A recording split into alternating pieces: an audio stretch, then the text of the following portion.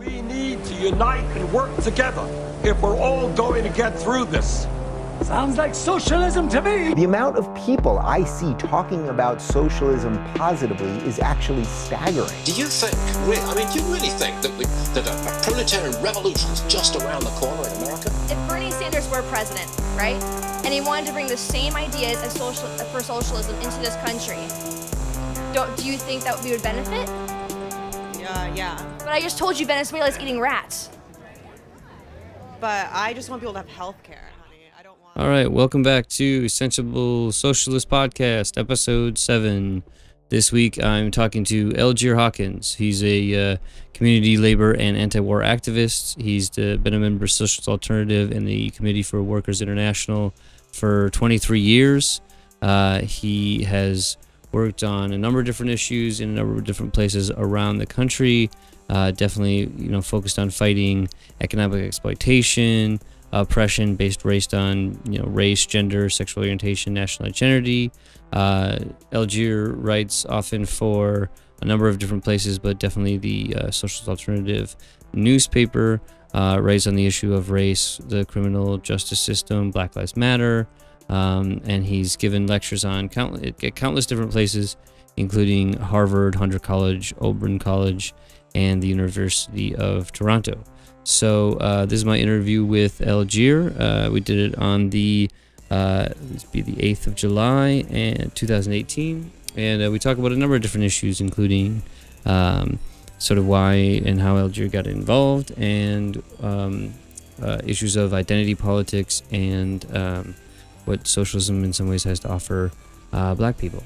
So if you're interested, check it out and enjoy the interview with Eljeer.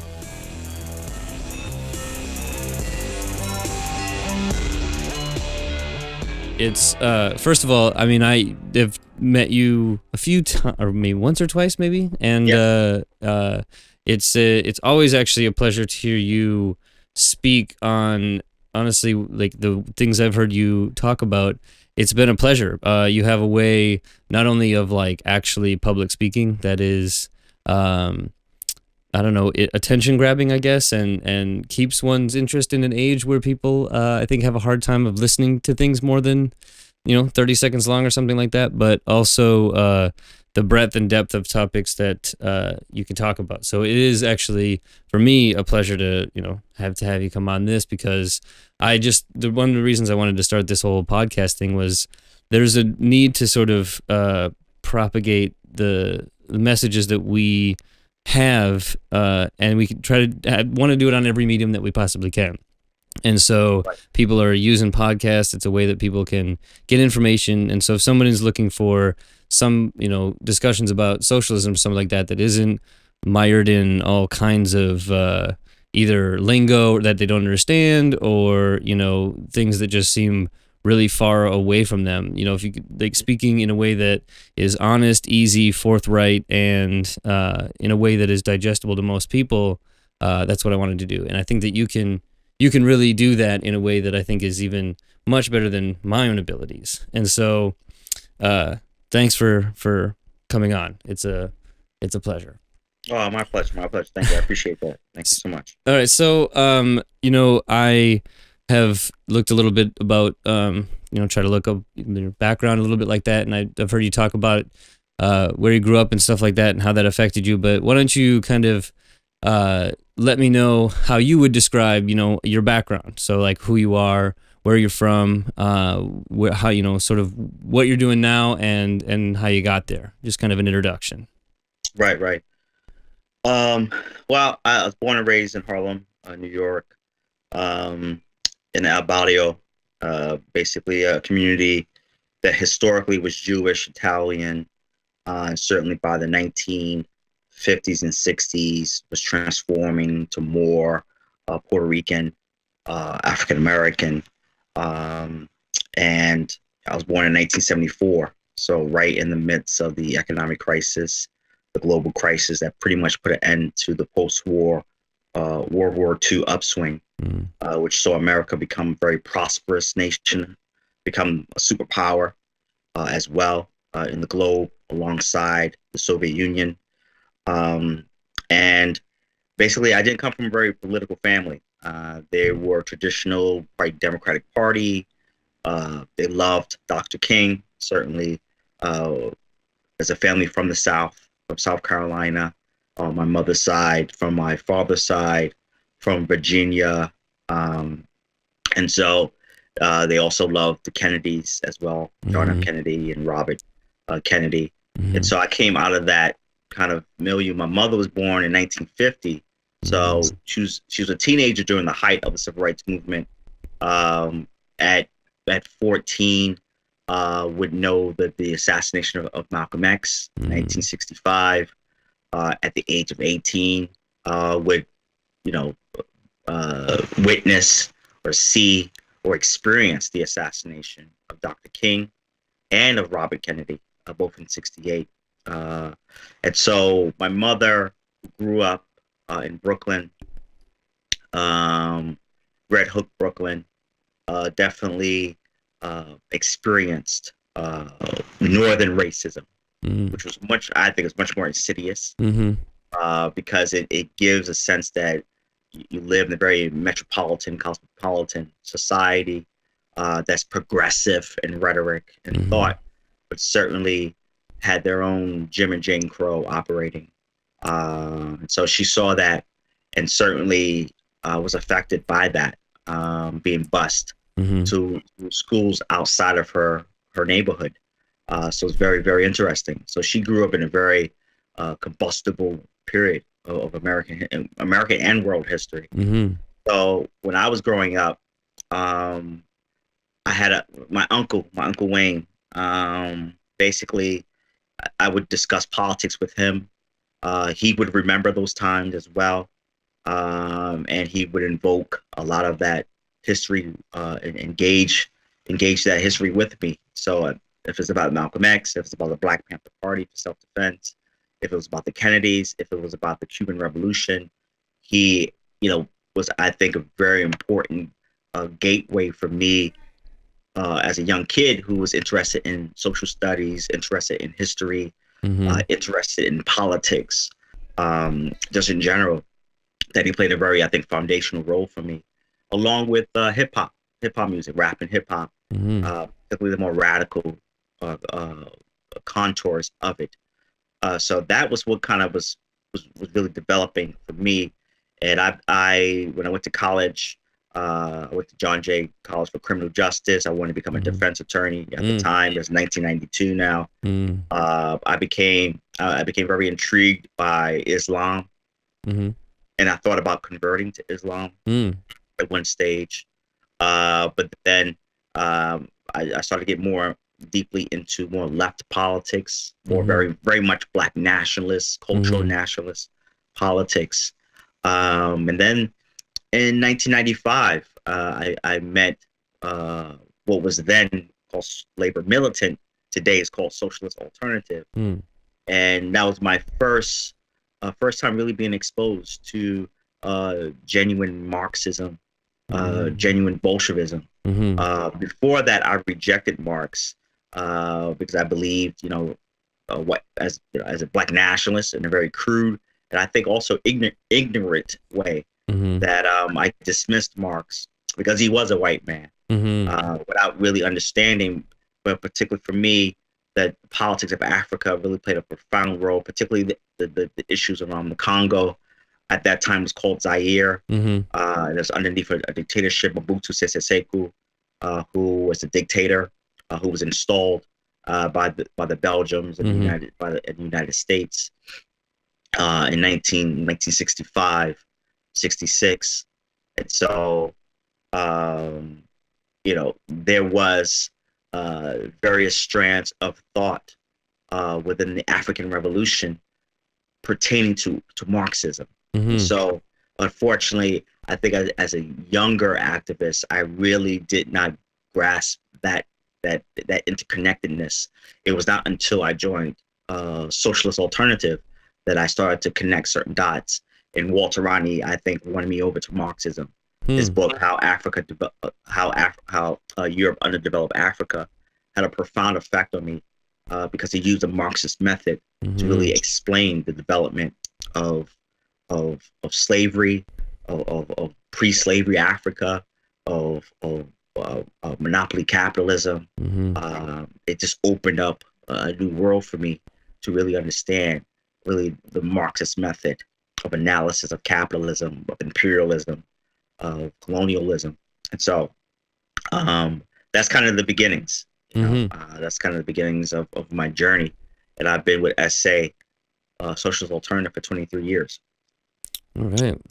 Yeah. So like, it seems like, I mean, you have a kind of trajectory that it involves both appreciation for a sort of, the 60s liberalism of the Kennedys and the civil rights movement, but also the radical side of it from Malcolm X and that kind of the more radical aspects of that. And so it doesn't it doesn't seem like there was this like necessarily socialist influence from a young age for you, but that there was an understanding that the importance of like the radicalism, like the not ignoring Malcolm X or not trying to like sideline it, but understanding the importance of that sort of radical role. And then what I'm curious about is like the interest in Islam, and then sort of moving from that into the interest for socialism. What was it? I mean, it was basically you talked about the book in particular, but were you familiar with that kind of method before you read the book that you were talking about, or was it a sort of revelation in the way that it really explained Africa in a way that you hadn't heard, so that you were kind of the impact of going and using that kind of socialist or that Marxist lens to view other things was kind of a convincing moment where you then actually joined a party and began sort of organizing with that party? So, was it something that you were already exposed to and confirmed, or was it like your exposure moment that you then sought out some way to confirm?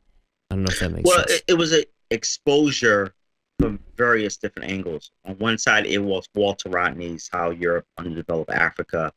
It was in college, I did some international support work with a brother from the Congo, actually, who considered himself a Marxist. His name was Serge Mukendi. I remember like it was yesterday. And he had a profound effect on me as well. And it was basically, I wasn't part of any organization when I first became politically active. I was around different organizations like Workers' World in particular, but I wasn't initiated into the organization. So in some ways, I'm blessed that didn't happen, actually, in many respects. But when I traveled with Serge to Boston, at that time there were different organizations and figures who were preparing for a post dictatorship era in the Congo. At that time still called Zaire. And I sat among many of these folks who were oppositionists, but many of them had, petty bourgeois or openly bourgeois ideas about how to transform Zaire, transform the Congo. How would it be a democratic republic? The questions of capitalism. And certainly Serge and the workers and peasants movement of the Congo, they had more of a socialist perspective. Keep in mind that this is all taking place in the post-Stalinist era, right? The Berlin Wall had fallen in '89. The Soviet Union had disintegrated in '91, '92, and it caused such a rupture in the class struggle. It had caused really a new phenomenon, a counter-revolution taking place. Despite the deformities of the Soviet Union, ideologically, there was a triumphalism through the capitalist world that said basically history is over, capitalism has won, the market rules. And so I'm coming of age during that kind of period and discovering these ideas. So I'm coming into Marxism really in a period of defeat. Right. Coming into a period of a drawing back of consciousness, a drawing back of the workers' movement. And certainly, social democracy and the former Stalinist parties, from that point on going forward, became basically parties of big business. They became parties of capital, to this very day, actually. So that's how I'm developing and grappling with this newfound consciousness that I'm coming towards. The Islam part, I think, was just once again seeking a sense of being part of a collective, being part of a community. I think certainly my family was definitely had a belief in God, but was not really, outside of my grandmother, very church-going folks. My mother really didn't go to church. So I was more or less intrigued by it because I was intrigued by Malcolm X. Right. And I think for me, Malcolm was probably the central figure from the standpoint that Malcolm, particularly after he left the Nation of Islam in 1964, March 8th, 1964, began his journey for the next 11 months. He's talking to and developing himself at a rapid pace. He's coming to contact with revolutionaries in Algeria. He's coming to contact with revolutionaries from Ghana. And he's looking at the third world, but also he's interconnecting that to the struggle in the United States. And, there are those within the African Revolution that are proponents of a certain variant of Marxism and socialism that is very particular to their nation. Right? So that's what I'm coming into contact with. That's who I am, in some ways in the early stages of my political life. I'm modeling myself in some ways around Malcolm. Right? So for me, Malcolm is he's the pivot point in hip hop and rap when I was coming up in 1992. Right? He becomes the pivot point for me politically, and he becomes the pivot point for me culturally. So I have a lot of things going on that's really informing my consciousness and moving in a certain direction. Yeah. And so the choice of even at the time, especially in the before then, but then even the breakup of the Soviet Union, you have a lot of different places that are trying to attract those who are still intrigued by something you call socialism, or are looking for every person that they could possibly sort of get their hands on to become members of their organization. And so you have a lot of people selling newspapers. This is a pre-social media era. It's a there's not an ability to have a TV station or anything like that. So what you have is a lot of organizations vying for interest in something like that. And so in terms of the finding Socialist Alternative, was that happenstance that you feel lucky to have, experienced the happenstance?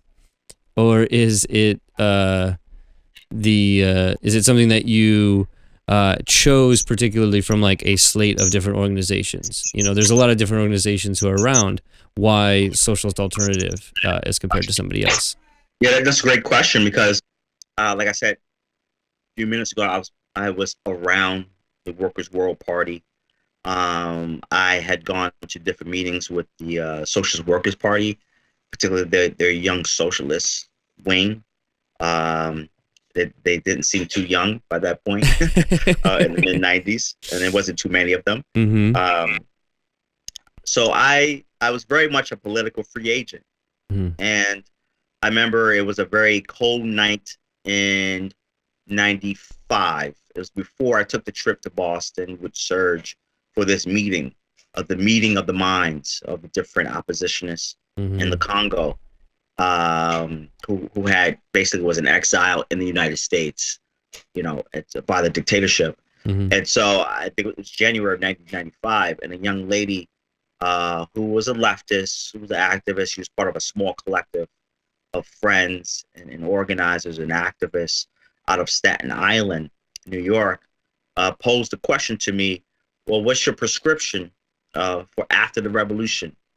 And at that time, still I was a black nationalist. I probably would consider myself more revolutionary nationalist. And I basically I couldn't say what I really wanted. Did I want a black state?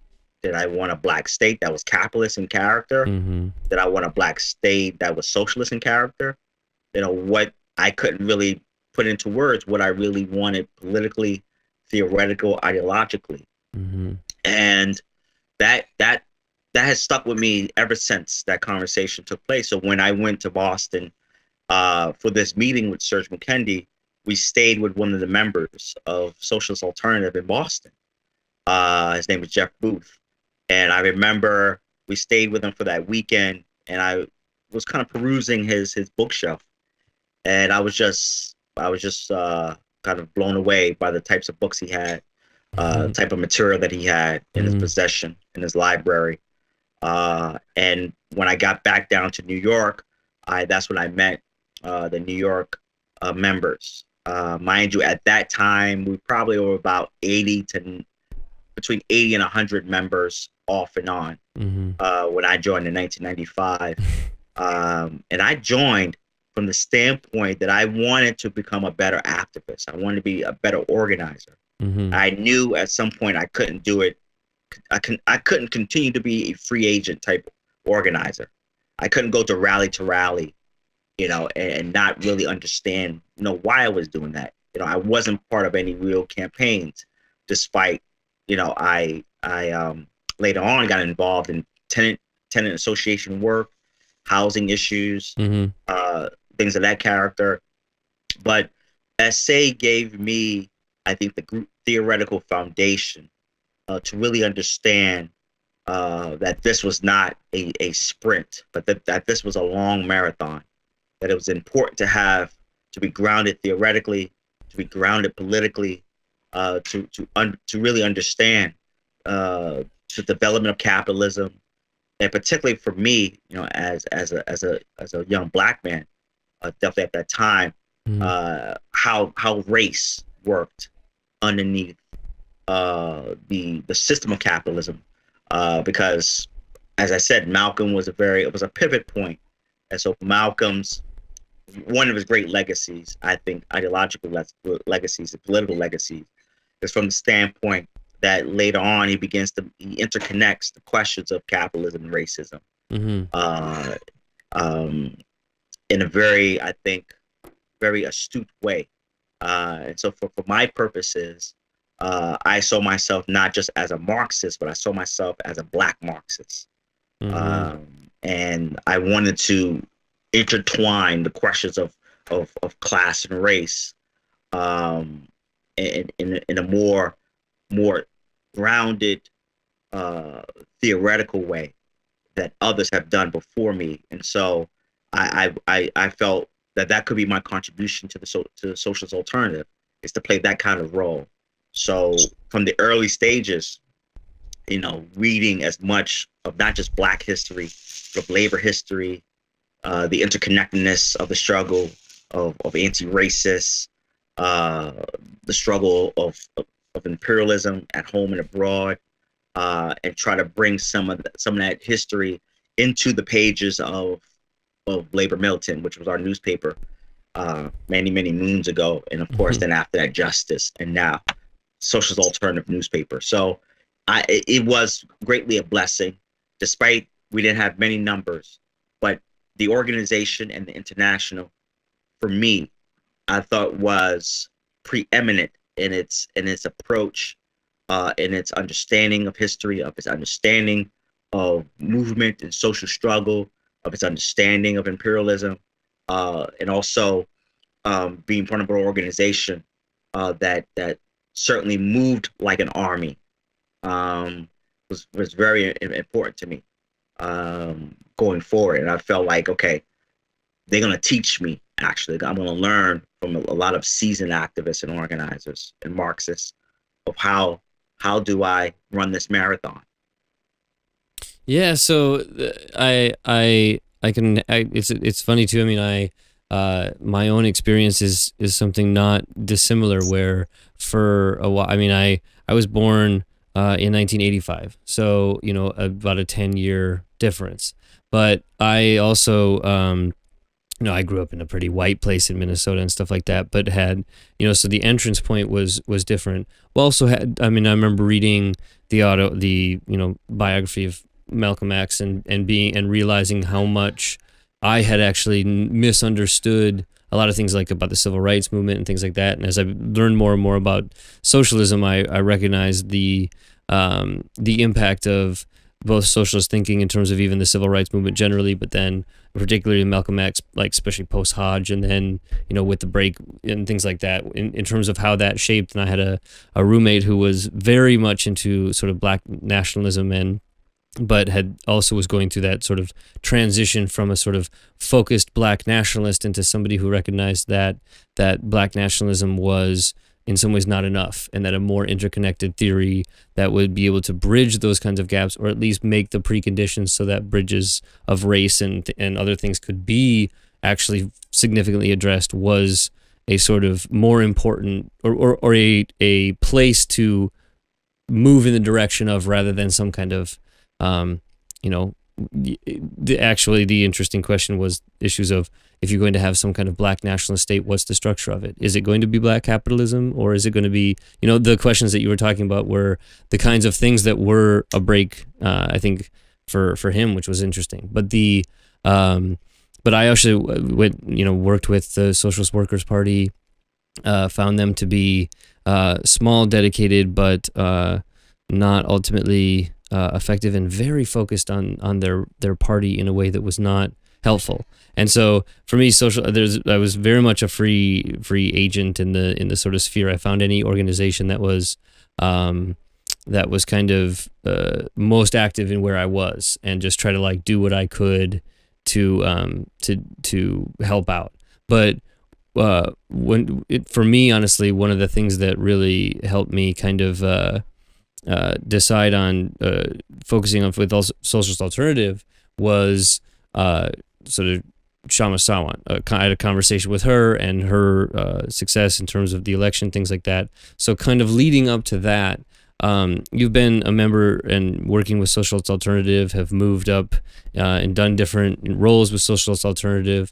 The sort of the two-part question would be, do you think that the experience of the roles that you've played with Social Alternative did actually make you the better activist that you hoped and thought that it would? And second, what sort of has changed in that course of the time that in some ways leads us up to the election of a Socialist Alternative, candidate to a fairly significant electoral post?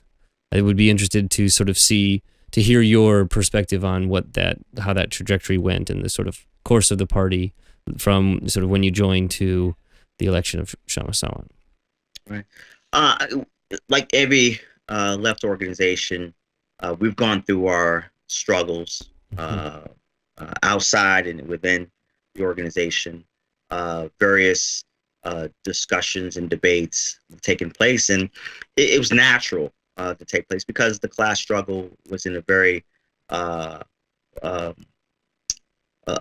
low ebb moment. Certainly, once again, the triumphalism of capitalism. How does a small Marxist organization, in effect, to kind of break out of the logjam? Certainly, we had to put out propaganda. We had to put out ideas. And hopefully those ideas would interconnect with working people and the poor and the most oppressed in a very serious way. We recruited the ones and twos. We participated in the formation of a labor party in the late 90s and early 2000s. That was an attempt to build, for the first time, a party of the working class in the United States. Something that Eugene Debs talked about in 1920 in an address in 1925 around the question of a labor party, and something that has been historically missing, having our own political weapon. So our participation in that, and me as a young activist, just being part of these debates and discussions internally and externally, was just, I think, for me on a personal level, it made me politically stronger. It made me more engaged on some of the key questions facing the working class historically and contemporarily. And certainly I think the moment that things opened up, the first moment I would say was the anti-globalization movement. Late 1999, the WTO, the Battle of Seattle, the coalition of Teamsters and Turtles. We see the beginning stages of that process taking place, of a youth movement railing against the institutions of global capitalism, IMF, World Bank, WTO. That was, I think, very important. In a sense, there was a change of consciousness there. And this was a global phenomenon as well. From Gothenburg to Jena to events in Canada, on and on and on. The birth of the social forums as well throughout the world. And so there seemed to be the conscious shift, particularly among the young folks who were really looking at the rise and the dominance of global capital and neoliberal capitalism that's been dominating society for the past 30 years. And then you have the tragic events of 9/11, which really cut across that process. It threw back the anti-globalization movement. And in many respects, once that tragic day took place, basically there were no more protests. There were no more, it was a somber moment, certainly, but also it basically put a wet blanket on the political heat that was being generated by the anti-globalization movement, and certainly the 2000 elections, and basically the stolen election, the constitutional crisis election, which wasn't the first time in this country, actually, the most famous one. There's been a few, but the big one is 1877 and the Great Compromise during that election campaign, to which Florida was also involved in that in 1877 and in 2000. It's always Florida, Yeah, that's Florida. I guess that's what Florida is. Big troublemaker. When in doubt, blame Florida. Yeah. And so, you have Bush, in power, a selected president, basically, and you see the anti-war movement develop. Once again, a lot of activity, a lot of movement building, different coalitions being built. I know here in New York City, United for Peace and Justice.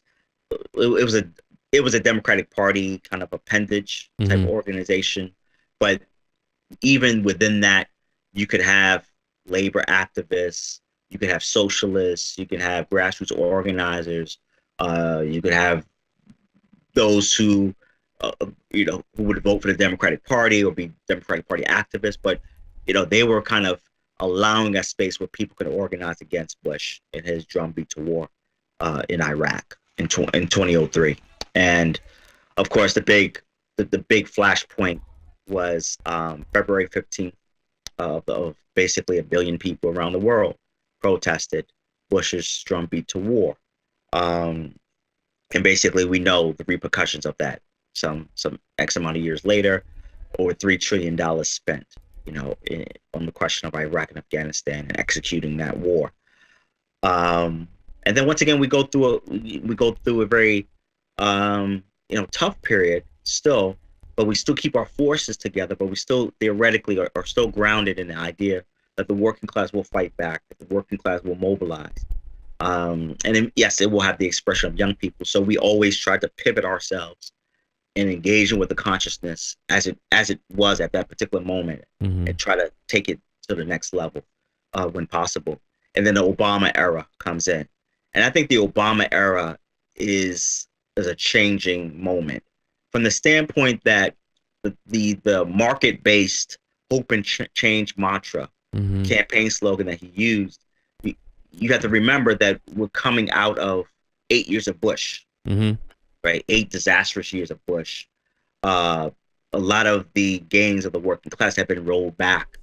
A war, that took the lives of thousands of Iraqis, also thousands of American soldiers as well, in a quagmire, in a war that really wasn't winnable at all from the standpoint of the bourgeoisie. But Obama for I think a whole generation believe, hey, this was something fresh. The first black president, in a nation where there were slaves who built the White House, basically. And now you would have the head of empire to be this black man. And it was not just in the United States, but globally. People was absolutely starstruck by the possibilities of what this would mean. I think we were very unique from the standpoint that we recognized the historical moment. We wrote about this. I know I wrote about this in various articles. But at the same time, we also recognized that he represented the ascendancy on two fronts: the ascendancy of a black political elite on one side, that Obama represented, but also the attempt of big business to kind of redirect the nation in the sense of the messaging and the rhetoric coming out of the 8 years of Bush. That's at the same time as the economic crisis took place in 07, 08. Right. Basically, Bush bailed out the banks. Obama basically did the same thing. And his moment was basically, saying to Wall Street, I'm keeping the pitchforks away from you. I'm standing in between pitchforks in yourselves. So his FDR moment was not realized from the standpoint that he would challenge them to say, hey, you have to, give up some crumbs in order to save yourselves and save your system. But basically, he carried out the agenda of Wall Street. He bailed them out, and basically he amps up a lot of the state surveillance apparatus, the Espionage Act he used against whistleblowers. We saw the birth of BLM during the Obama years. He's the chief deporter, 2 million deported underneath the Obama administration. He is also the executor of the drone bombs as well. So Obama has blood on his hands. And I think for a generation, that was a slap in the face for a generation that thought that he would be a change of the political paradigm of American empire. But basically he was the same thing. And then you have Occupy Wall Street in 2011. I think this is where history really, for our organization, for SA, really transforms. Occupy, despite all the criticisms against Occupy, and there are those that could be levied against Occupy without a doubt. Sure. But one thing it did do, and something that we know as Marxists, is that there are two distinct classes in society that have two distinct interests in society. And certainly for Occupy, the question of the 99% versus the 1% had caught the imagination of people who weren't even at the encampments around the country. And that, I think, was a political awakening for a whole new generation that went through the Obama years, that saw the disappointment, that saw basically wreckage of thousands upon thousands of people's lives with the housing bubble bursting in 07, 08, and basically Main Street, and a whole generation that will be far worse off than their parents and even their grandparents going forward, in the sense of work, in the sense of security, sense of healthcare, things of that nature. And in 2011, we said, in all of our branches, and many of our branches grew out of Occupy, actually. We said, if Occupy is to become something that can be sustaining, it should also use the electoral arena to amplify its ideas, the misery that working people, and particularly young people, are faced with. And so we proposed 200 Occupy candidates around the country challenging the Democratic and Republican Party. Now, Occupy did not take us up on that advice for various reasons, because of various strands of thought, from anarchist to libertarian, across the board. But certainly in 2012, we decided to, hey, you know what? let's throw our hat in the ring. Let's give it a shot. And we ran Sharma in 2012 against the biggest Democrat in this Washington State, Frank Chop. We lost that election, but what's important is that I think what we did historically, when the book is written, when the history is laid down for a next generation to read, that I think that election in 2012 helped to break a log jam that existed for a very long time. Mm-hmm. She got 20% of the vote. 20,000 people voted for her. And for us, we celebrated like it was a victory. And we celebrated because we believe that was an expression, a little bit of Occupy, but also of the possibilities that socialism was no longer a dirty word, Mm-hmm. that you could run as an independent, you could run as an open socialist, and that you would not be damned, that you would not be cursed, that you would not be attacked.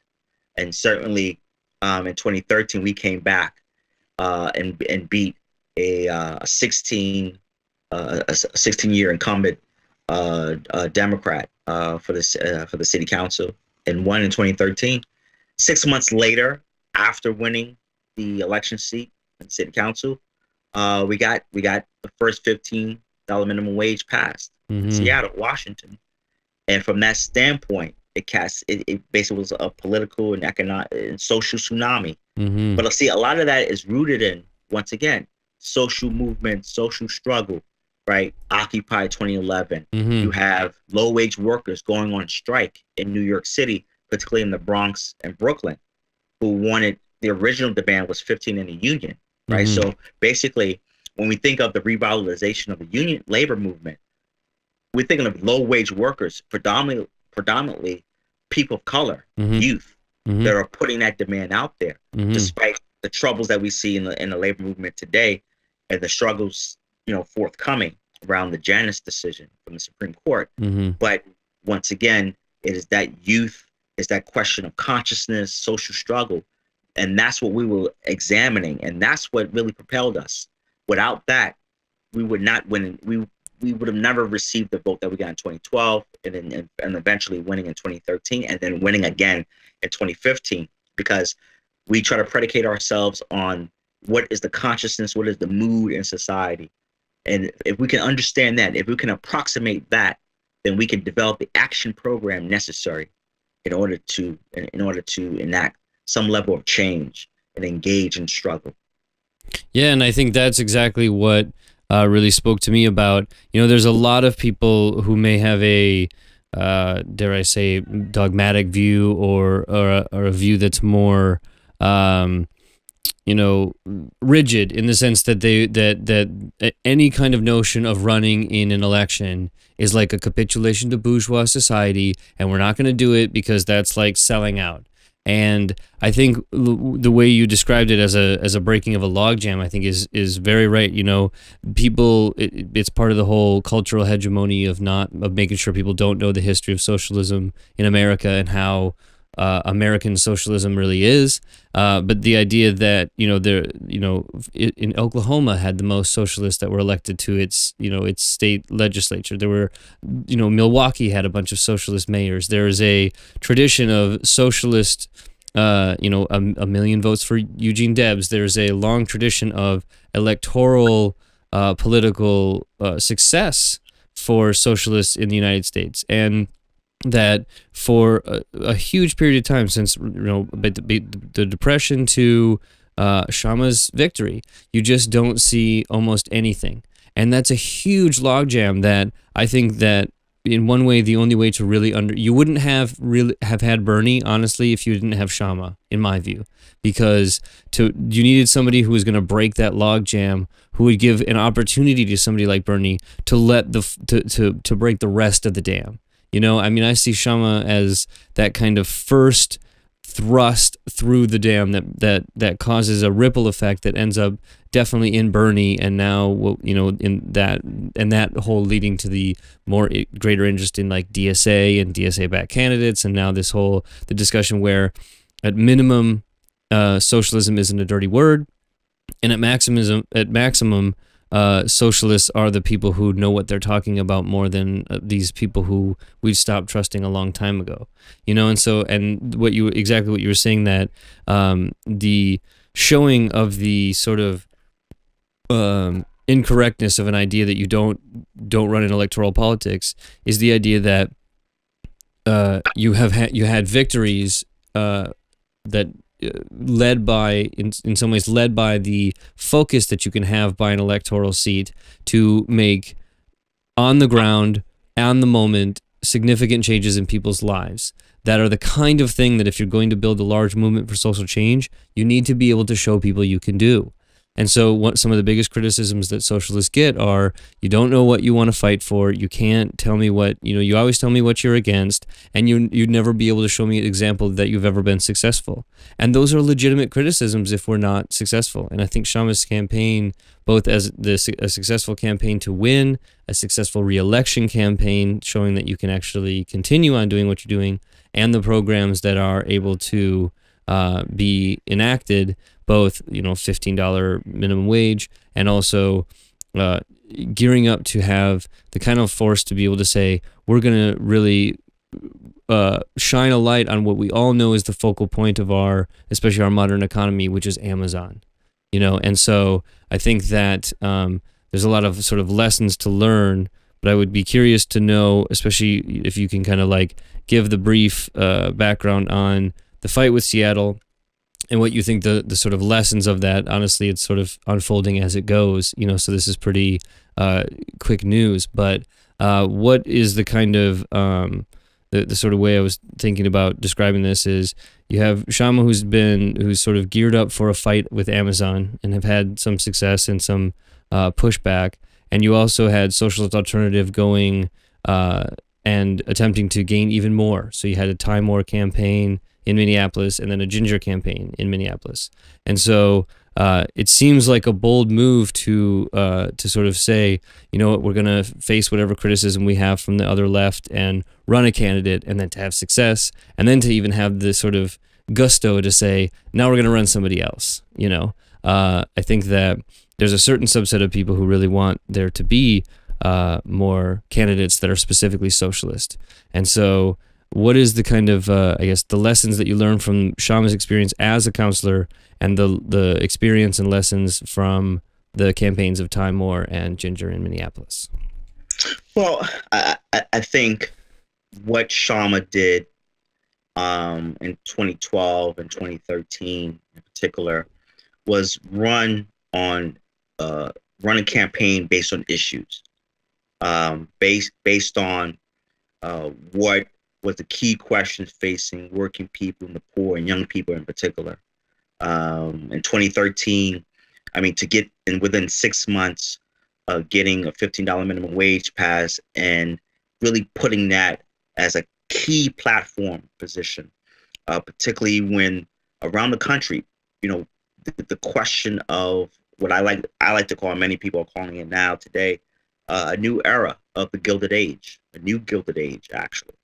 With globally 1,500 billionaires, with over 500 of them living in the United States. Mm-hmm. With, for example, the city I'm born and raised, you have 75 billionaires who live in New York City. Mm-hmm. So this question of income inequality, this question of poverty, and for Sciamma to use that as the key platform of her program, I think that's what touched the nerve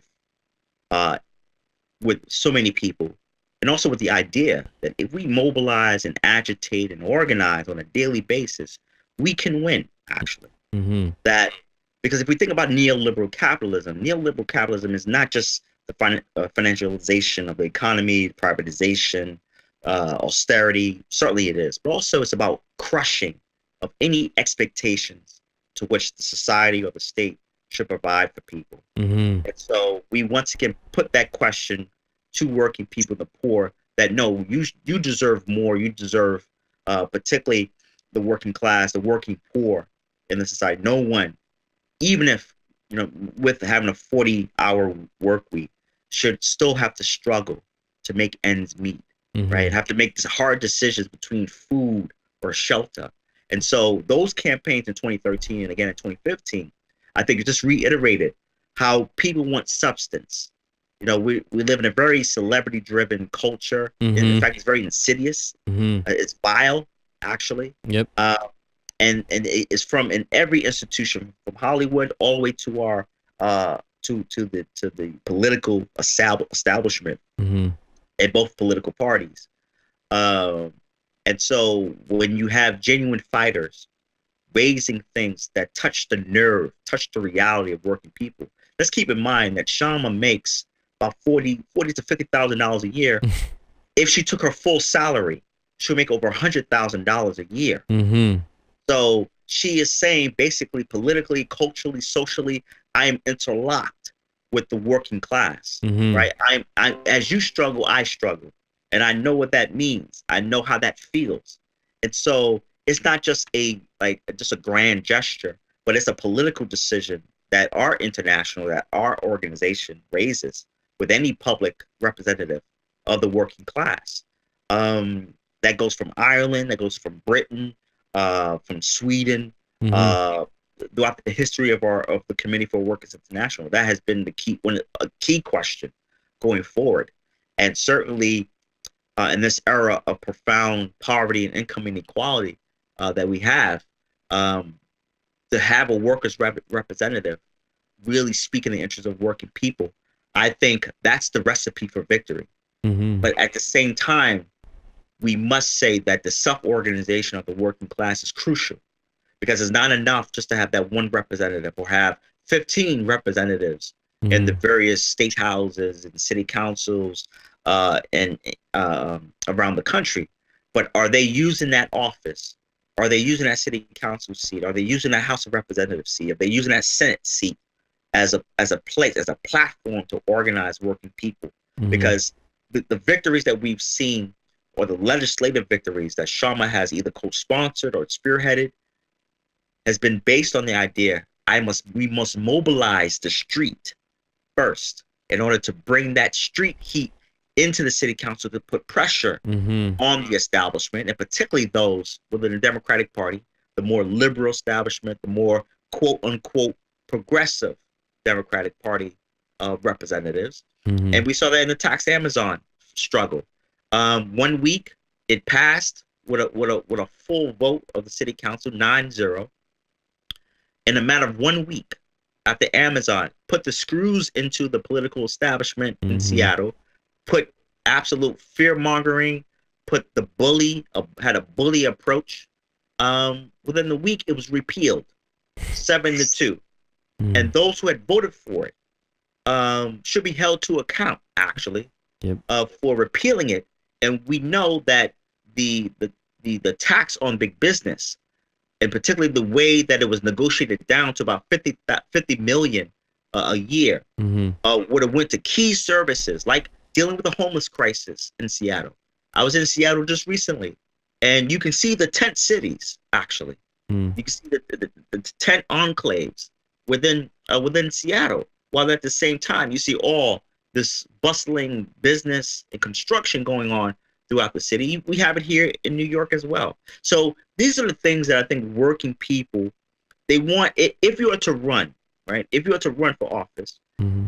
and particularly if you're coming from a standpoint that you, as an open socialist, as an open working class representative, as an organizer and agitator, I think working people are looking for that type of substance in your program and your ideas, but they also want you to show and prove as well, because it's not going to be enough for you to rhetorically say what you believe in, but when you get in there, how will you conduct yourself? Because to be honest with you, we know that the electoral arena is not really the place, a very favorable place for socialists in the working class, particularly the way that the system operates, backroom deals. Right. They don't even read the legislation, actually, favors and patronage, all those things. And so we have to act very much differently than the more career politicians and the career ladder looking politicians. And so that's why I think Ginger did so well last year, despite losing. And of course, the dirty tricks of the Democratic Party and the Democratic Farmer Labor Party, Mm-hmm. and really crushing and attempting to stymie her voice. But it was clear in the working class districts, she outpolled the two Democratic Party city council candidates, and that was an indication. And she ran on the question of what? Affordable housing. She raised the question about the Minnesota Vikings new stadium that was a little bit right off of District 3. And so she raised about corporate welfare for the Minnesota Vikings. She interlocked that to the question of affordable housing, better transit, program points that speak to the everyday struggle in life of working people. And I think that's why you have a new generation of working people, poor, young people, middle class people who are really intrigued by this phenomenon. And certainly Bernie, on a national level and even international level within the United States, lift up the veil, really, of defanging the idea of socialism. Certainly, we would disagree. I would disagree with his definition of socialism. I think he's speaking more of social democracy, Scandinavian social democracy. Yep. But still, within the contours of American capitalism, it would be a major step forward to have some level of social benefits, social safety net for working people and the poor. And certainly, I know that you can't have capitalism.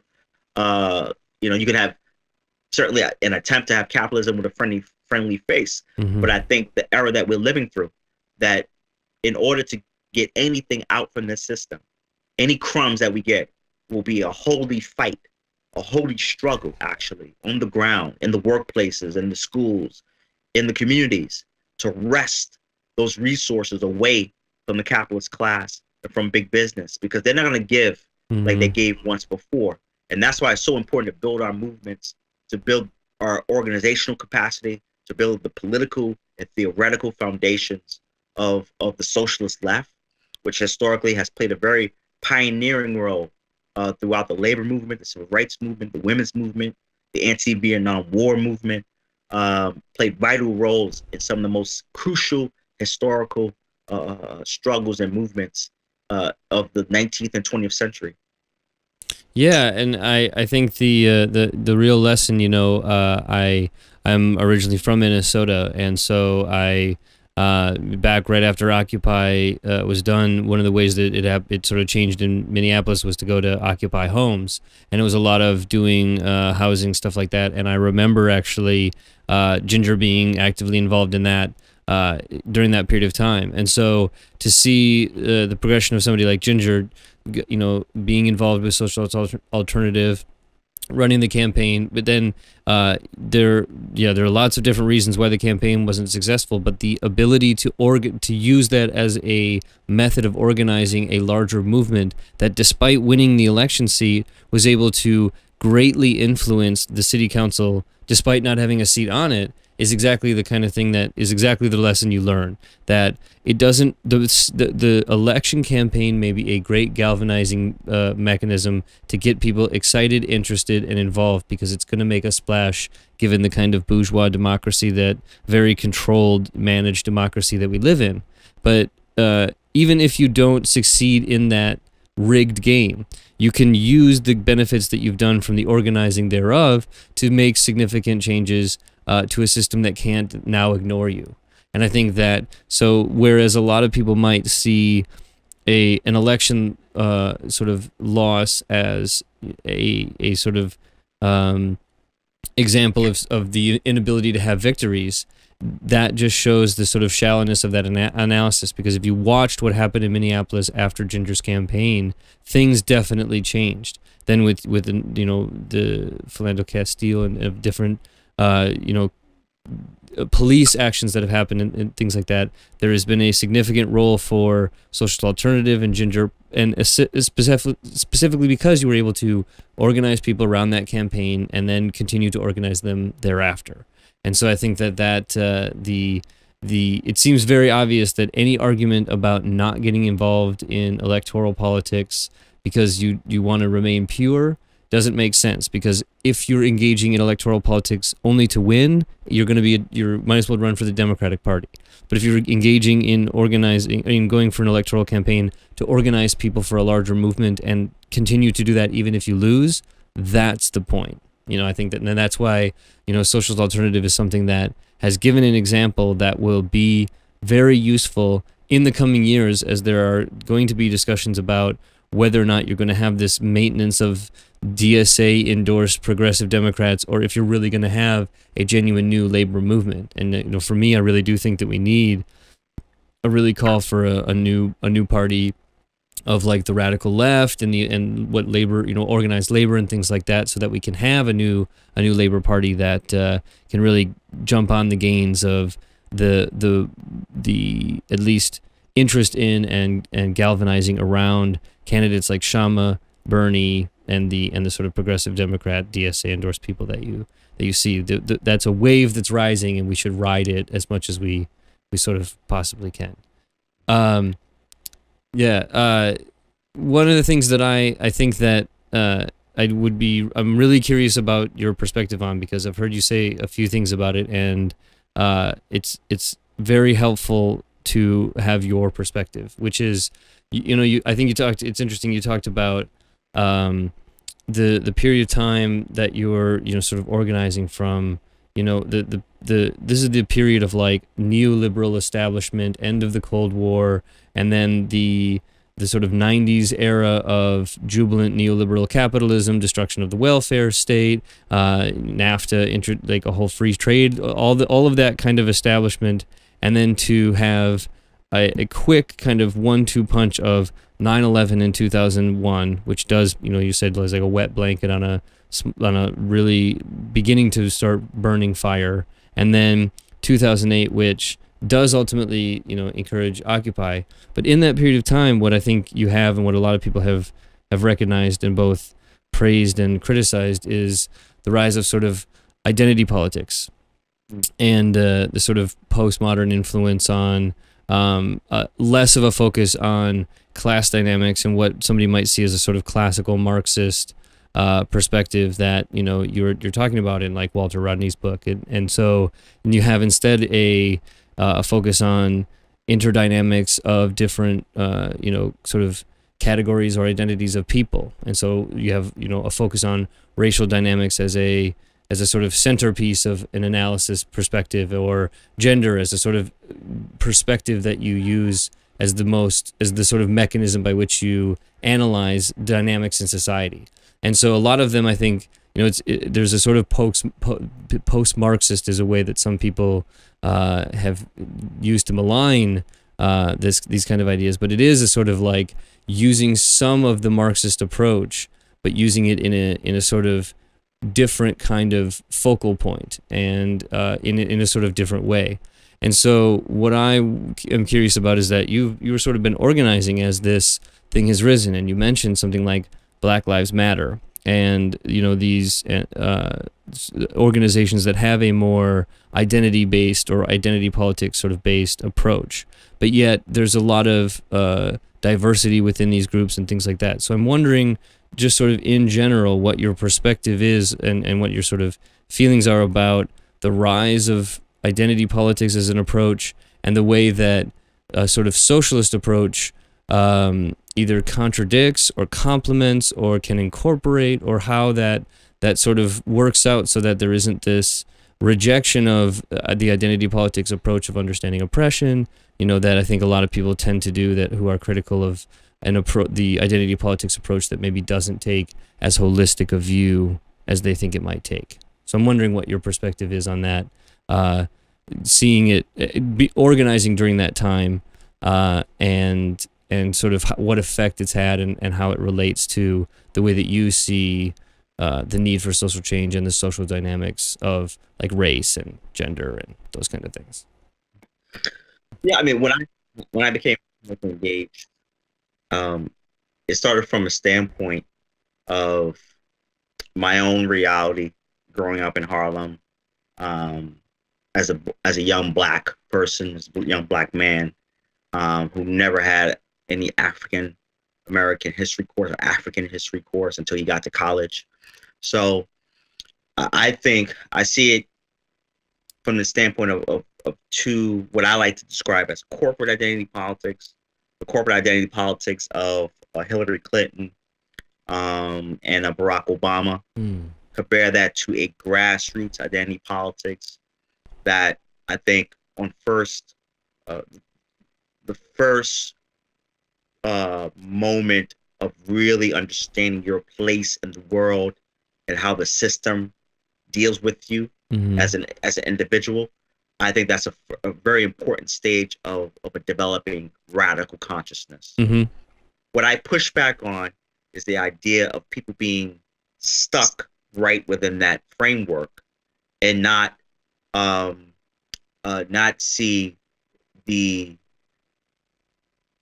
fullness of the struggle against racism, right? And so, for example, when we think about identity politics, and particularly the question of postmodernism, I think the postmodernism question is the crucial question because it's a negation of a grand narrative. The way we understand, the way Marxists understand capitalism, its development, its framework, and it never negated the realities, say, of sexuality or gender or race. Certainly, I mean, when we think of Marx was profoundly engaged with the question of the American Civil War. He was a war correspondent for I think it was the New York Herald. He wrote about it. He corresponded with Engels. He wrote a letter to Lincoln, in fact. So he didn't just see this as like this little hobby that he wanted to do, but he wanted to understand, because this war was basically the question of a pre-capitalist formation and also the emerging of capitalism, of mercantile capitalism in the northern part of the country. And he saw this war really about slavery, actually. Right. And he understood that if this question was to be resolved, it would also set into motion a much more mature class struggle. And I think that's where I think the academy, and particularly when I say the academy, I'm thinking of the ivory and ebony tower of the university, because this pushback against Marxism was rooted in the idea of really pushing out the Marxists out of the academy, actually, that would have a grand narrative, and that you have professors today that claim to be Marxists, but in fact, I would even argue, peddling somewhat of identity politics as the political, but also as a way of explaining what is taking place underneath capitalism. Certainly, we know Kimberly Crenshaw, and she used these particular questions within the law, and I think that's also being thrown into the mix as well. I mean, if we think about the Combahee River Collective, right? The first time identity politics is used is in their manifesto, 1977. But the way they described it was different than the ways being described and implemented or used today. And that we must keep in mind that many of those sisters were coming out of the civil rights movement.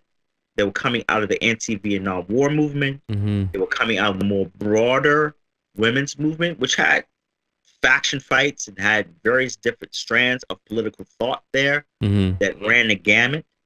And so their experience in those more bigger coalitions and bigger places of political activity informed their politics. It was never about separating themselves because they were Black lesbians from, say, struggling alongside straight women or organizing among white straight women or white lesbians, and so, or fighting against slumlords or fighting against the war in Vietnam. Certainly, they had their political differences and problems with the left and the way the left at that historical juncture was constructed. But certainly they didn't use it as a divisive, or they didn't use it as a way of isolation isolating themselves from the more wider struggle for socialism. Mm-hmm. And so I think what we're having today and what we're looking at today, if you think about BLM, I think BLM, the banner of BLM, is a life-affirming banner. Mm-hmm. We haven't seen that since the Black Power civil rights era of the 60s and 70s. We haven't seen that type of expression of rage and anger, frustration, of really indicting the system of capitalism, indicting the system of structural racism.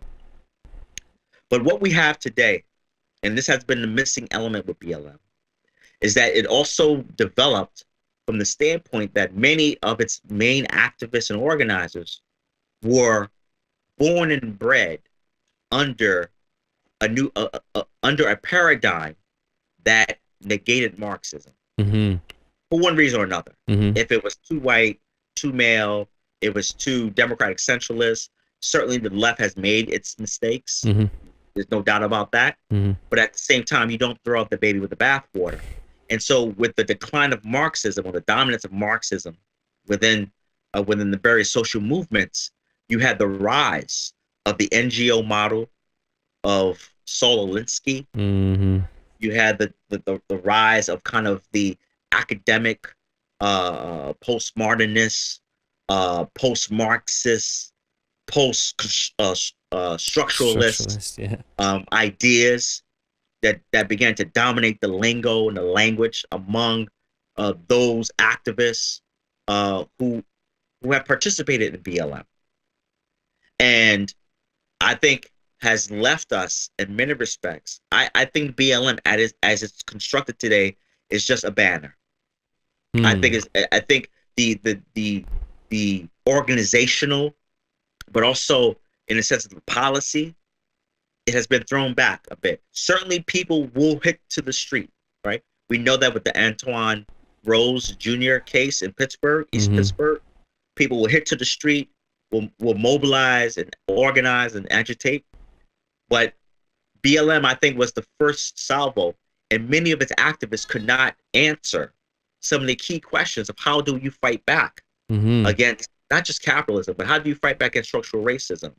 Now, there were a number of reforms passed in about 22 states where, you know, certain reforms were passed, law enforcement, you know, from the cameras on the uniforms, the body cameras for on the uniforms, things of that nature. But it seems that it has not been able to stop the process. And certainly with Trump coming to office and Jeff Sessions as the Attorney General, that also threw the struggle and threw the movement back a bit. Right. Because I think they were banking on maybe a Clinton administration that would be much more amenable to BLM, but also open to it being co-opted more into the structures of capitalism and the institutions of capitalism. And so what we have basically, I think at this particular historical juncture, that I think identity politics, I think is concretely in the sense of the material gains of Black workers and youth, I think it's in a crisis actually. And I think that's due to the fact that we have not had any substantial victories, and identity politics has not been able to theoretically and politically explain what is the current moment that we're living through. And you know, I've been some of my friends have called me when I talk about BLM a really harsh critic of it, and I think from my standpoint, that's coming from a place where I think it's important to re-examine what did the historic Black freedom movement write about, say about the question of capitalism and race. And I think a good book that, you know, if your listeners, you know, are able to pick up, is called Class Struggle and the Color Line: American Socialism and the Race Question from 1900 to 1930, and is edited by Paul Heideman, who's a very excellent, I think, emerging scholar And he talks about, actually, he goes into the writings of white socialists. We must keep in mind that the Marxist movement or Marxists have been in the United States since the 1860s. Yep. And they've been strong and weak for various different reasons. There's been elements of open racism, certainly. But there's also a richness of white anti-racist white socialists writing about the questions of race, writing it in a tone that is about not class reductionists, but in fact saying that we must fight on the question of disenfranchisement, the question of lynching, the specific questions that Black workers face. And so some of the early Black socialists like Peter Clark, Cincinnati, or George Washington Woodbine, Reverend George Washington Woodbine, that was on the West Coast, they're interconnecting the questions of race and class and not separating it, actually. Because let's use a contemporary question. The Fight for 15. The Fight for 15, when it was passed in Seattle, and as it has cascaded around the country, who occupied most of the low-wage jobs on a national level? Right. It would be people of color. The polls had shown 60% people of color would have benefited from the increase of the minimum wage, alongside the white working class and white working poor as well. Who also was a dominant feature in the low wage sector? Women of color as well. And so when people try to use and pit the question of, is it the supremacy of race over class or class over race? From my standpoint, and what I've attempted to write for close to 20 years, is that in fact, there's an interconnected question there, that ultimately it will be a class, so we must have a class solution, but we cannot at the same time wait for that moment wait for that moment that we have to fight on the key questions facing Black folks, and that is the right to vote, the question of law enforcement violence. That has to be intertwined with also a demand of economic justice that will lift the entire working class together. But one of the great weaknesses of the early socialists is that they felt they had nothing special, to give or to say to Black workers and youth. Yeah, Eugene Debs famously said something like that. Yeah, that's correct. But a lot of people don't know. They don't read. They don't finish the quote actually, because he goes further and says we have a historic responsibility actually to fight and to have them join the Socialist Party, for us to take their struggle with us, right? That he never spoke. He refused to speak in segregated audiences. Right? He was so powerful that Reverend George Washington Woodbine had joined the Socialist Party, and who was supporting William Jennings Bryan in 1900. Who was a Democrat, who was running as a Democrat, but also as a populist. And basically, Debs had such an effect on Reverend Woodbine that they said Democrats didn't allow him to speak because they say he sounded too much like Debs. Right? It was a Black man, right? It was a Black man organizing. He also raised the question, Woodbine again, was very fascinating. He also raised the question of anti-immigrant xenophobia in the society as well. So he's connecting race, he's connecting the question of immigrant rights, and he's connecting class all together. Right. And so I think this is a kind of history that I think a new generation, because I think identity politics has not been able to answer the fundamental question of, okay, how do we fight back against capital and racism, structural racism? And it has not been able to answer that question. So I think a new generation is starting to look at this question more critically and looking at the history. I'll be honest with you, I'm much more fascinated by what the socialist movement was doing, despite its weaknesses and despite its profound problems. I'm very interested by what they were doing in 1900 1920, 1930, Mm-hmm. and certainly the 1950s and 60s, where you don't have the civil rights movement without the work of the Communist Party. Right. Yeah. Absolutely. I'll just give a shameless plug for the episode with Josh Morris, because we go through a 3-hour talk about that whole history, and it is fascinating, and he knows so much about it. It's really incredible. But one thing that you said that I think is really actually important to sort of reiterate is the if you look at the sort of rise of identity politics with a Marxist lens, so not rejecting Marxism, right? You can see the sort of dialectic kind of being played out, where you have Marxism as an analysis was very popular in the early part of the 20th century and up until the 40s and the war, especially in many places in the left. And then after the war, I mean, World War II especially changed a lot of different things. In a lot of art, you have the whole postmodernist thing in many different kinds of areas of sort of liberal kind of thought and arts and even sciences and things like that. But if it can be sort of represented by a rejection of Marxism, it is allowed to create the kind of sort of analyses and things like that we do see in that sort of identity politics lens. But I think what's fascinating is that there's been this sort of generation of academia that's kind of come up and has kind of established this in academia. But now you have a second generation who's learned a lot of this and said, we recognize some flaws with this. One of them being exactly what you mentioned, that there really hasn't been a victory on, we've been talking about these things for a significant period of time, and our analysis hasn't led to any kind of victory. And what we realize is missing is this notion that we can't just have a focus on one. That we have to have we have to have a really broad focus on all the different kinds of oppression and the ways of the power dynamics, the way these all work. And so that develops into this language of intersectionality.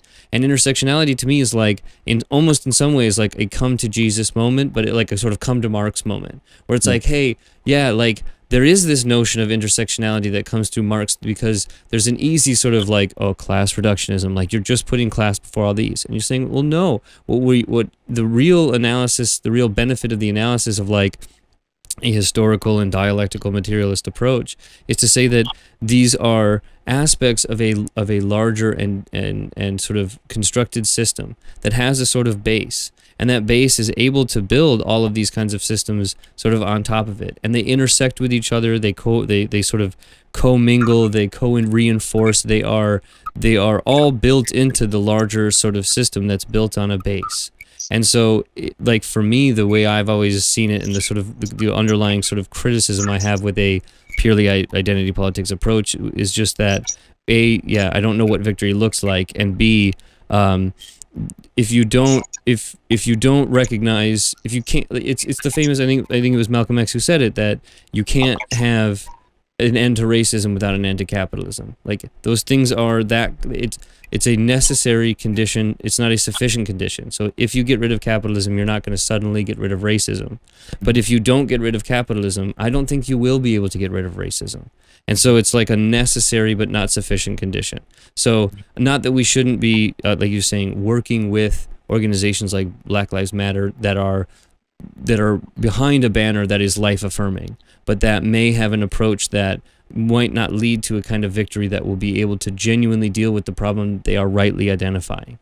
And so it's a very slippery place to be on. It's that where you say, I'm not trying to foist upon other people the idea that your oppression or your sort of entrance into the understanding of the oppression that is the capitalist mode of production and all of its social forces and social dynamics and relationships and all of those kinds of things, that is somehow wrong, or that isn't the right sort of way to understand it.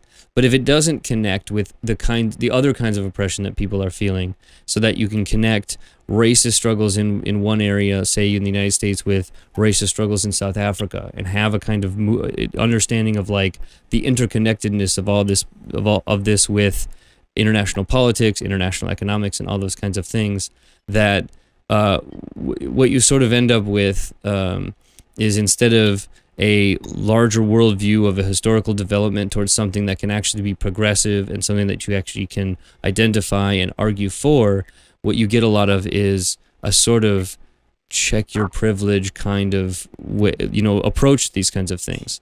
And so the question I have for you, especially as a black man organizing in a socialist environment, is that one of the biggest criticisms of the sort of socialist left and even the radical left most of the time is that it is very sort of white and middle class and even and male, And so from a sort of very postmodernist kind of approach, that suggests that there's something sort of potentially problematic about the view, right? Because if it's only attracting this sort of certain group of people, it's maybe only speaking to that certain group of people.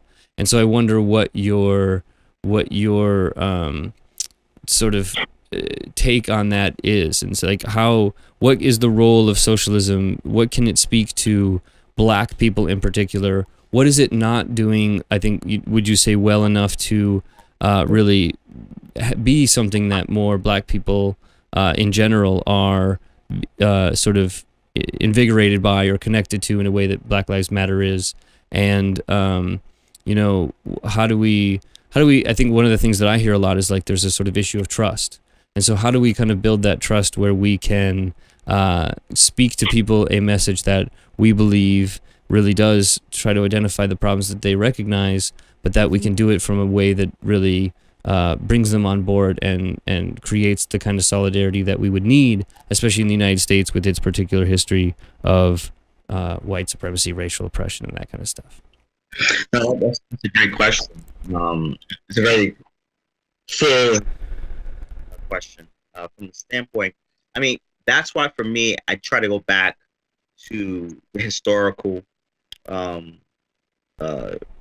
documents, go back to the history actually of the socialist movement, and particularly the role of black socialists.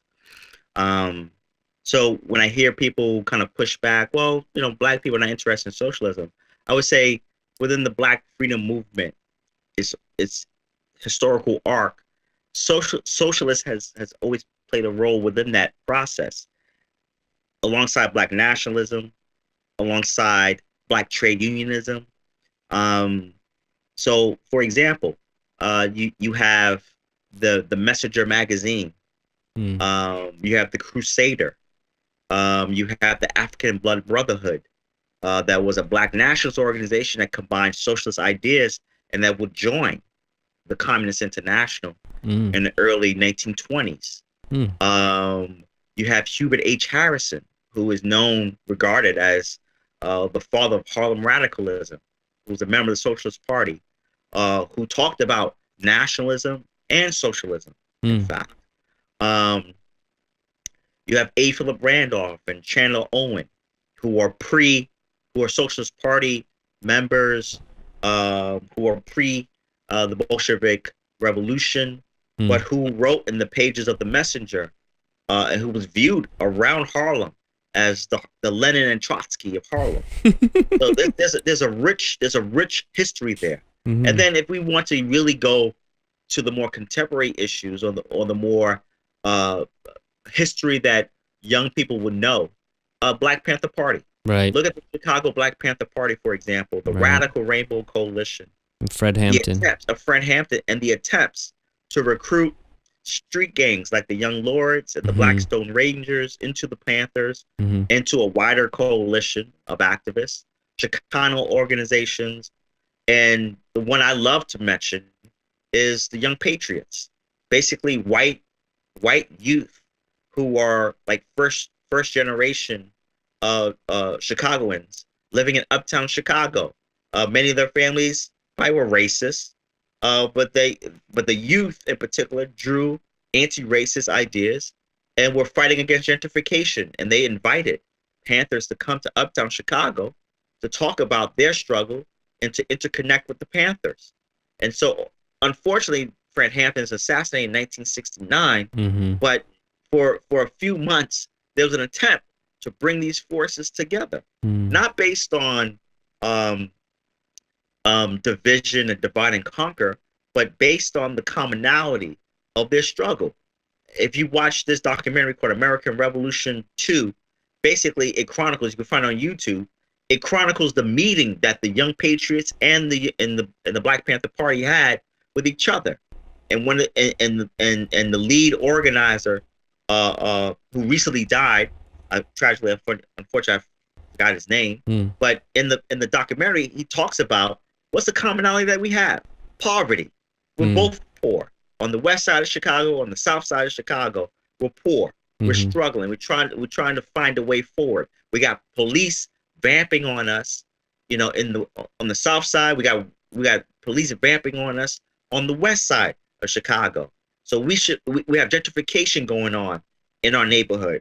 So the Young Patriots and the Black Panther Party was able to come together based on commonality. And as Fred Hampton correctly pointed out, you don't fight fire with fire, but you fight fire with water. Right? We don't fight racism with more racism. We fight racism with solidarity. So that to me is one of the great lessons of the Black Panther Party, but particularly the Chicago Black Panther Party underneath the leadership of Fred Hampton. But also the civil rights movement. If you look at the work of Dr. King and the Poor People's Campaign, actually, his time in Chicago, his time in the northern urban cities, as the uprisings and the rebellions were taking place in the urban settings of Harlem and Newark and Watts, he saw a different reality than what he recognized and was fighting against in the South, against Southern apartheid. In his travels and his understanding of the crisis of capitalism, of the crisis of the question of poverty and income inequality, he sought to build a coalition of poor Appalachians, of welfare mothers, of Black folks, of Chicanos, of immigrants, of women, of men, of coming together on a march on Washington. But like he said, not just a march, but an occupation of Washington until our demands are met. So in some ways, for me, I draw on that experience. I draw on that history to say that I think working people, if you put the issues to them in a way that is universal, that doesn't negate the realities of sexism and homophobia and racism, absolutely not. We cannot wipe that clean. It has to be dealt with. But at the same time, our movement is stronger when the movement is united on key demands, on commonality of struggle. See, I think this check your privilege and a lot of that language on one side, I think it is rooted in a skepticism of the liberal institutions under American capitalism. On one side, but what's happening is being done to ordinary white folks. Right now, on one level, this is where I think Dr. W.E.B. Du Bois's Black Reconstruction can be helpful to understand really the contours of race and racism in U.S. society, and really where did it take root, in a post-Civil War era, right? And this idea of privilege. Dr. King talks about it as well in his speech at the end of this of the march from Selma to Montgomery in Alabama, where he talks about really how the white working class was basically sold a bill of goods, basically just based on their white skin, but still living in deep levels of poverty. He tells a story where he's in prison and he's talking to the prison guards, and the prison guards are basically telling him, "Hey, why don't your boys just kind of stop with all this foolishness and all this marching or whatever?" And then Dr. King would ask them a question: "Well, how much money do you make?" And they would kind of hem and haw and tell him, how much they make. And Dr. King would just kind of chuckle to himself, and he said, "Your guys should be marching with us because you as deep in poverty as we are, in fact." But the system had produced this idea that based on your skin color, at least you had the fallacy, or you had the idea that you were better just because of your skin color. While at the same time, economically and socially, you were looked upon like trash, basically, by the ruling elite, in fact. Mm-hmm. And so I think the way that we deal with this question and the way we deal with racism and we deal with this question of checking privilege. See, the privilege that I think our movement has to start dealing with is the question of capitalist privilege. Mm-hmm. The privilege of capitalism to do whatever they want to do. The privilege of these politicians, Democrats and Republicans, basically doing anything they want to do to a whole constituency of people and expect, actually, at the end of the day, that we will continue to vote for them. Mm-hmm. Right? And so I think within the movement, we need to begin, and the left has to be able to become politically mature enough to say, what's going to bind us together? Mm-hmm. What's going to interblock our struggle together? What's your struggle? What are you faced with? What are you dealing with? Because I think for the left, I'm more intrigued by organizing, not the activists. I'm more intrigued by organizing the common folks, Mm-hmm. the ones that don't come to the marches, Mm-hmm. the ones that don't come to the meetings. Yeah. I want to talk to them, actually. Yeah. Now, I'm not saying that they won't have their own bigotry, they won't have their own racism, they won't have their own sexism, Sure. their own homophobia. Right. They will have, because their consciousness, their consciousness literally is all over the place. Mm-hmm. Their consciousness is not homogeneous. Right. Right? And so we have to have the skill set to be able to talk, to have the art of the conversation, and to sit at a kitchen table and discuss, or in the living room, or on the street corner, or in the library, Mm-hmm. to talk to them and find out what's going on in your life. Yeah. How can my program speak to your interests? And how can you be part of this struggle?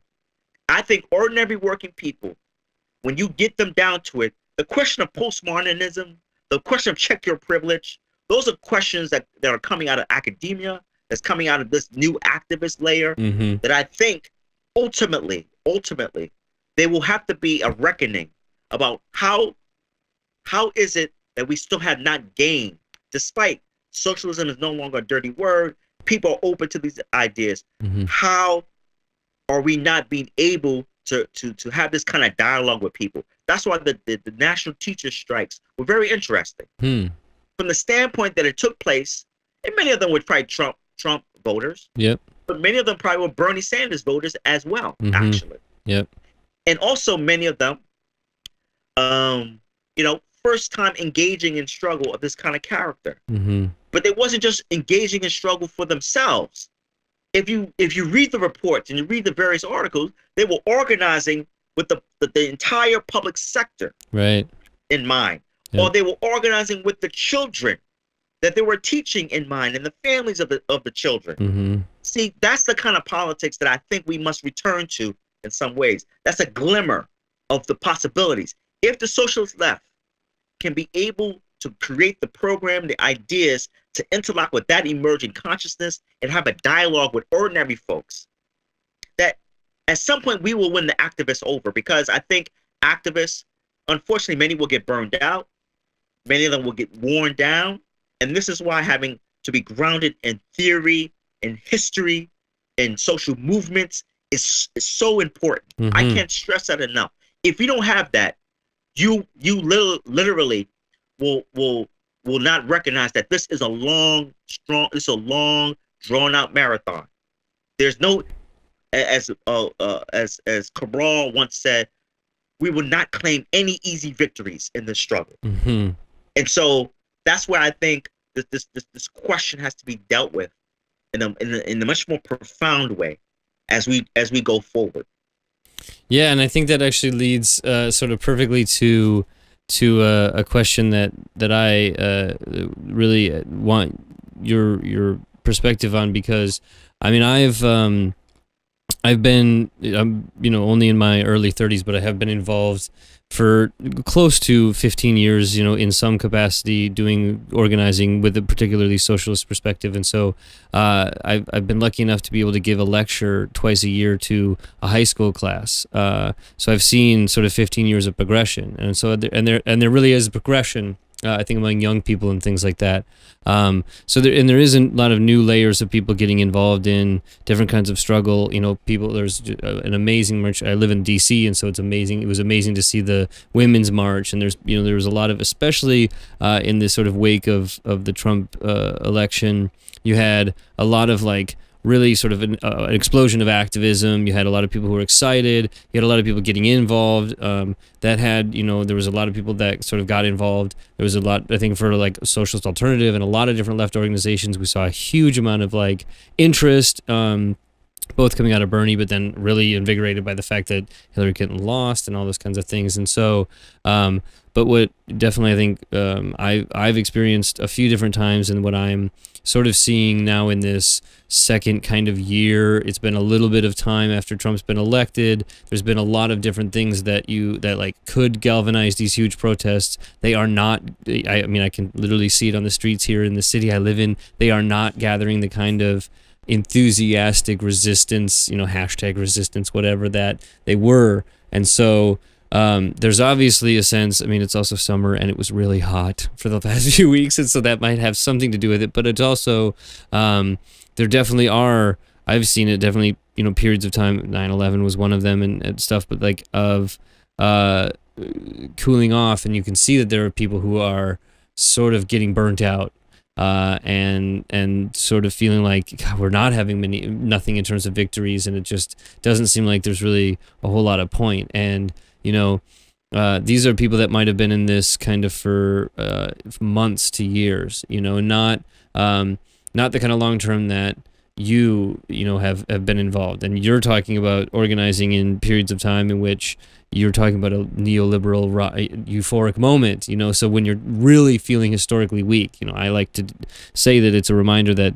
we are historically weak. I mean, we're talking about not having, now we're going to make 1 million votes in a presidential election. I mean, so we have to understand that, but you've experienced times when you're really historically weak, and you've seen at least a rise of it, and so what I having been able to keep it up for that long, what is the kind of advice that you're going to give a lot of the new people who are joining organizations like Socialist Alternative or radical left organizations, even something like Black Lives Matter, or just anything, how do you keep your energy up? How do you not get burnt out? What is it, you kind of touched on it. Is it a matter of perspective? Are there like, should you just go on vacation? I mean, what would be honestly your advice to people who are maybe feeling burnt out? They are committed people. They really want to do it, but God, it's a lot of work, and there's not a lot of feeling of getting things done.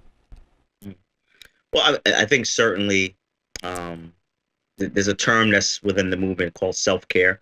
Mm-hmm. And sometimes that could be used as kind of, in many different ways. I do believe in the element of that, actually. For me, being in a meeting or being at a protest, for me, is always refreshing, because I'm part of a collective of people, hopefully of like-minded people, that is walking towards the same goal. I go through a process every year of re-recruiting myself to not just essay, but to the ideas of Marxism.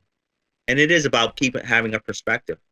I think being part of an organization that has like-minded folks, and you may have your differences of opinion even within the organization, but if you have a common goal and you're reaching towards that I think is very crucial, because then you don't feel alone. You don't feel like I'm carrying this heavy burden by myself. And it is a heavy burden. I mean,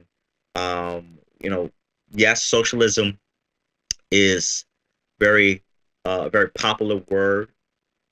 It's a word that for many people have different meanings, and that has to be clarified. I think as the movement continues to mature and to develop, so I have to clarify what it actually means. Yeah. You have DSA growing to 42,000, an organization born in the 1960s that was very anti-communist, and then you have an organization today that has multiple strands of thought and variants of Marxism within it, Maoism, and on and on and on. but that's exciting at the same time as well. And then, as you pointed out, there was a lull that existed. I think the shock and awe of the Trump and also the Republican Party, I think, put people in the doldrums. Despite coming out and protesting, it was as if it didn't matter. And certainly, that's it's understandable. But I think with every provocation, there's been a response by working people. If it's at the detention centers, the separation of families, of immigrant families from each other, the idea of children being put in cages or prisons. And once again, Antoine Rose being murdered in East Pittsburgh, Clark out in Sacramento, the Me Too moment developing, which without it really fully developing would not have led to the conviction of Bill Cosby or even the indictment of Harvey Weinstein. Right. And so it's important to look at all these, also the children, the youth of Parkland. We don't know where they're going to go eventually politically. Right. But we have to say that they took that moment of tragedy, of trauma, and used it for political purposes. And I think whatever criticisms can be laid at their doorstep, we have to recognize that this young generation will not accept, I think, anymore baseline, any form of oppression, any form of violence or senseless violence for the sake of it on any level. I think they will not accept trans and homophobia. They won't. And I think it's not just localized; it's nationalized. It's internationalized. That you have a generation that is, I think, coming alive to certain developments, and they're trying to put their imprint on the situation. And I think for me, I draw inspiration from that. I become excited by that. It poses a lot of questions, certainly, and complications, because you also know, as you pointed out correctly, that the movement still is in a very weakened position. If you think about this, I mean, tonight we've been talking about kind of history and social movements. I mean, the socialist left is probably at its weakest points probably since the 1920s, from the standpoint that its capacity to really take advantage of this moment in particular. Right. It's really can really blow your mind, actually. Despite the growth of different organizations like ourselves, SA, and certainly DSA. But I think this is a period, as I had earlier talked about, the New Gilded Age. What happened during the New Gilded Age as well was that there was the development of populist ideas, right, socialist ideas. Eugene Debs begins his process, right? 1894, the Pullman strike. He's basically thrown in prison. Yep. He discovers Marxism in a prison cell, right? And we know the birth of the Socialist Party of 1901, a merger of two organizations. 1912, he gets to approximately close to what would be a million votes today. The last time he ran, he ran from a prison cell because he spoke out against World War I, and they used Woodrow Wilson, the president at the time, used the Sedition Act to throw anyone that spoke out against the war and the U.S. drumbeat and Wilson's drumbeat to war in prison. And so I think with the rise of this New Gilded Age, with Jeff Bezos and the Warren Buffetts and the Gates and on, you also have on the other side the emergence of the redevelopment of socialists and left populists. And I have to say, if the left do not get its act together, you will have other forces there that will supplant and also fill that vacuum. Right. I'm thinking about the right wing populism, I'm thinking about the hard right. I'm thinking about these very fascistic forces that exist. Yep. And so we have a lot of work to do. But for me, I'm very inspired by it. When Trump, I mean, we essay, was very bold the following night of the election, and called for marches around the country. Mm-hmm. We got 10,000 in New York. And I remember being filmed, kind of an independent, kind of young film crew. And I basically said, yes, it's a disaster, but I'm excited from the standpoint that this opens a door for some new organizing, some possibilities. And I think some of those things are coming alive, new possibilities. And with those new possibilities comes many questions that we're going to have to find some answers for. But I think this is the best moment to be alive.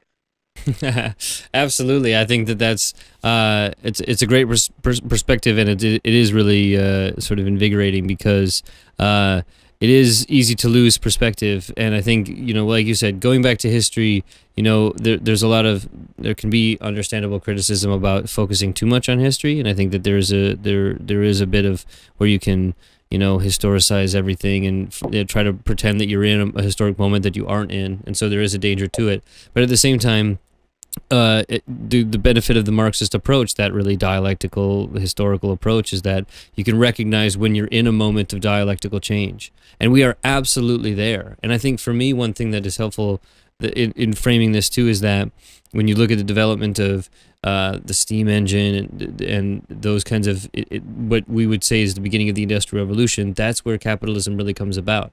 And Marx did kind of talk about the necessity of technology being an essential part of whatever kind of socialist future you're going to be. And I think maybe he was really thinking in a 19th century way of like what technology existed then, and you couldn't really fathom the kind of technology, the interconnectedness, the supply chain networks, all of this kind of like the development of capitalism in the 20th century. And I think that as we look at, as the technological revolution sort of stares us in the face and begins to edge away at people's jobs and really changes the dynamics of our economy and creates something like a Jeff Bezos while it's creating this huge workforce in the Amazon warehouses, that what you're having is a sort of establishment of basic capitalist dynamics, but with new forms and the real possibility of building a world that we have always kind of talked about building by harnessing the technology that's being built by like these supply chain networks of Walmart and Amazon, that we really do have not only the ability to gain control of the economy by organizing those important sectors of the workforce as a sort of revolutionary tactic, but also of realizing that turning those towards the fulfillment of social needs of society and to be able to control them on a democratic basis is actually possible with the technology that we've sort of been developing. And so one way you look back at history and you look towards the future, and right now is exactly like what you're saying, the best time to be alive, because we are the people who are going to be able to determine what 21st century socialism really looks like.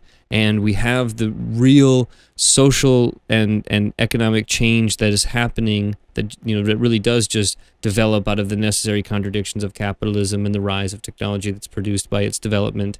And we're in a moment where we really can capture the rise of a significantly educated world population, an interconnected world population, the means to connect all those people, and a number of people who it's quite obvious genuinely understand something's wrong and want to change it.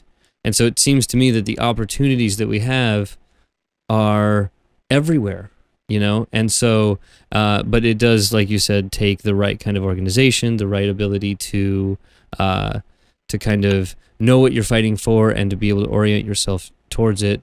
But I think your experience and your perspective is particularly important, because there's a lot of people who really need to hear both the perspective of somebody who's been involved, the perspective of somebody who has a genuine good outlook on the future, and somebody who also, frankly, is black and has that experience that doesn't preclude them from acknowledging and recognizing the value of a socialist perspective.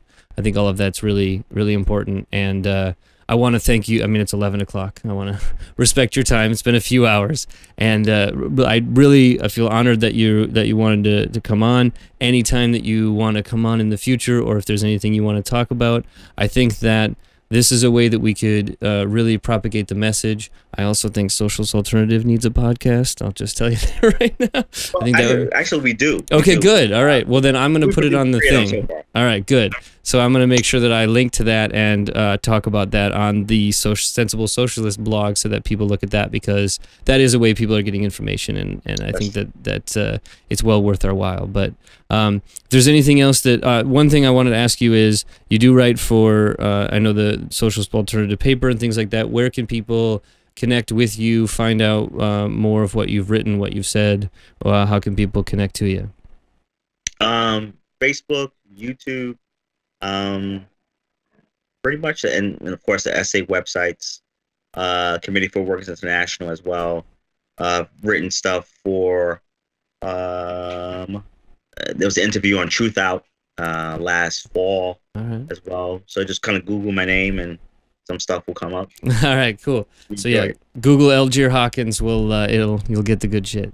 All right. All right. Well, I really appreciate it. And like I said, anytime you want to, come back on, anytime you have anything to say, I am absolutely happy to have you back on. I'm going to make sure that in the description, I link all the books that you mentioned, or like the YouTube videos and stuff too, because I think that's really helpful, like, so people don't have to look for it, because I think that's really important to keep educating yourself and not have to have a struggle to do that. There's enough struggle going on. I shouldn't have a struggle finding books. So with that, thanks, Eljeer. I really appreciate it. And good luck, man. Let's talk soon. You got it. Appreciate it. Thank you. All right. Thanks, man. So that was my talk with Eljeer. And if you're interested to learn more about the Sensible Socialist podcast, check out the Sensible Socialist podcast website, sensiblesocialist.com. I have Twitter at sensible_social1. And check us out, Facebook, all that good stuff. And hope you listen to next time. Thanks a lot. Bye.